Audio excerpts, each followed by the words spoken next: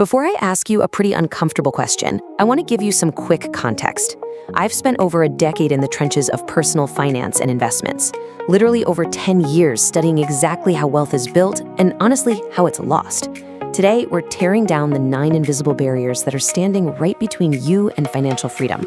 So here's that question. Is there more money in your bank account today than there was exactly a year ago? Really think about it, because for most people, the answer is a painful no. And here's the brutal truth. If your answer is no, it's almost certainly not because you aren't working hard enough. It's because of a specific set of toxic daily habits that feel completely normal, but are just quietly draining your financial future every single day. Okay, let's dive into this. In my 10+ years of professional experience managing wealth, I can promise you one absolute truth. The difference between people who build lasting wealth and people who stay broke is behavior. It's not income. It is entirely about your habits. We're gonna walk through the 9 habits keeping most people poor right now. And hey, if you recognize yourself in any of these, don't panic. Becoming aware of this right now is literally worth thousands of dollars. Meet Alex.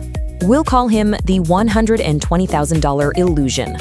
To really see how these habits operate in the wild, let's look at our protagonist, Alex. Alex is a hardworking professional pulling in a very respectable $120K a year. But here's the catch. Alex has absolutely zero net worth. Every single month, his bank account resets to zero. So what's happening? Well, it's the first of the month. Alex gets his paycheck, pays rent, buys groceries, hits the bars with some friends, and tells himself, you know what, I'll save whatever's left over at the end of the month. But spoiler alert, there's never anything left. This brings us right to habit 1, living paycheck to paycheck without a plan. Wealthy people, on the other hand, use a professional system called reverse budgeting. The second money hits your account, you pay yourself first. You automate it into an investment or savings account and you forget it. You're prioritizing your future self before you ever even have the chance to spend. I really need you to internalize this golden nugget of professional wisdom. If your savings plan depends on willpower, it will fail. Period. You have to remove the decision entirely. Even if you're just starting with, say, $50 or $100 a month, the simple act of automation completely rewires your financial brain. You stop treating savings like some optional afterthought, and you start treating it as a non-negotiable expense. Okay, back to our guy, Alex. He does a killer job at work and scores a $500 a month raise. Awesome, right? But what does he do? He immediately runs out and upgrades his car, eating up that entire raise with a brand new monthly payment. This right here is habit 2, lifestyle inflation. It's the silent wealth killer of the middle class. Now contrast this with how a wealthy professional handles that exact same $500 raise. They might allow themselves, let's say, $150 to enjoy their lifestyle, but the remaining $350 goes straight into wealth-building investments. The wealthy make absolutely sure that when their income goes up, their lifestyle goes up by significantly less. That creates a gap, and that gap is where wealth is actually born. If your expenses are always rising to meet your income, you're going to be stuck on a hamster wheel forever. No wealth gap, no wealth. It really is that simple. You've got to let the difference go to work for you. So why does Alex sabotage his race like that? Well, it's because when he looks at financially successful people, he thinks, oh, they're just lucky, or I'll never get ahead. This brings us to habit 8, a scarcity mindset. Alex is operating from this deep belief that there's just never enough money. Contrast that with an abundance mindset, which views money simply as a tool that can be learned and multiplied. An abundance mindset is what actually allows you to take the calculated risks necessary to grow. So the crucial point here is this. Your internal narrative about money is either an asset or a liability, just like your bank account. If you constantly tell yourself you're bad with money, you're going to avoid looking at your finances. You'll never negotiate your salary, and you certainly won't invest. Your mindset dictates your actions, and your actions dictate your reality. Now, because Alex thinks it's all just luck anyway, he spends 0 hours a week learning about money. And this is habit 3, avoiding financial education. It's crazy, right? Most people spend 40 hours a week working for money, but literally 0 hours learning how it works. 91. That is the number of hours you gain every single year by dedicating just 15 minutes a day to financial education.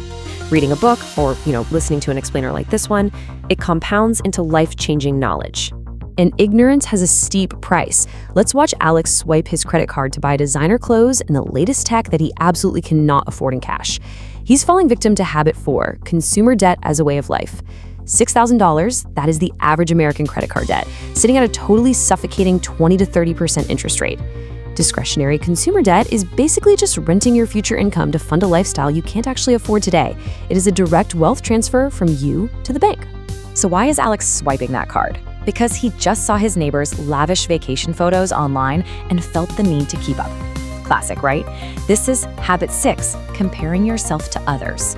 Look, social media sells an illusion of visible wealth, but research actually shows that the people who look the richest are often the most financially fragile. You absolutely have to stop optimizing your life to impress people who don't pay your bills. Optimize for your own freedom instead. Let's fast forward a few months. Alex's newly upgraded car breaks down. He has no cash, so he panics and slaps the $2,000 repair bill right onto his high-interest credit card. Ouch! This is habit 5, no emergency fund. The emergency fund is what I like to call the boring foundation of personal finance. You need 3 to 6 months of living expenses sitting safely in a high-yield savings account. Without this, people fall into endless debt spirals just because of one single unexpected expense. As a professional in this space, I'm giving you this rule right now. Build your emergency fund before you invest. Build it before you do anything else. When you have this boring foundation in place, life's inevitable curveballs are just minor inconveniences. But without it, a blown transmission or a surprise medical bill becomes a complete financial catastrophe. So what does Alex do with the few pennies he actually manages to save? Well, he leaves them in a traditional bank account, earning a massive 0.1% interest. This is habit 7, no investment strategy. And this brilliantly illustrates the cost of that exact mistake. If you were to invest just $300 a month into an asset averaging an 8% return, in 35 years, you'd have around $440,000. Saving just isn't enough, guys. You must invest.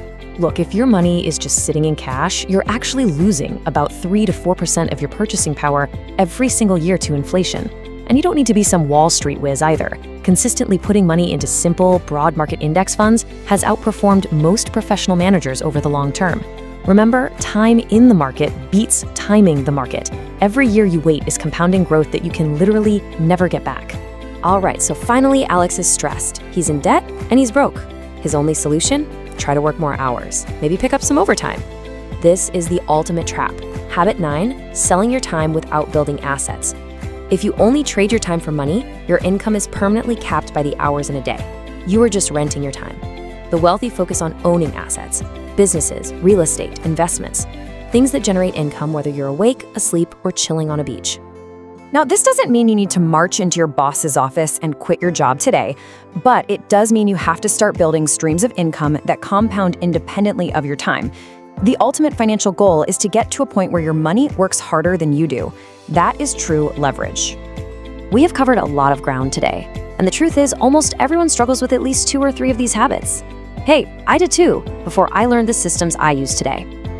So here is my challenge to you. Pick one habit from this explainer to change today. Not next Monday, not next month. Today. Delete a Buy Now, Pay Later app for your phone right now. Set up an automatic transfer of $50 to a savings account. Read one chapter of a financial book tonight. Just take action. I want to leave you with this final critical question to ask yourself. Are you building a financial future, or are you just funding your current lifestyle until the clock runs out? Really think about that. If this explainer gave you some clarity today, drop your insights in the comments. I literally read every single one. And if you're serious about breaking these habits and building real wealth, hit subscribe for more professional wealth building explainers. I'll catch you in the next one.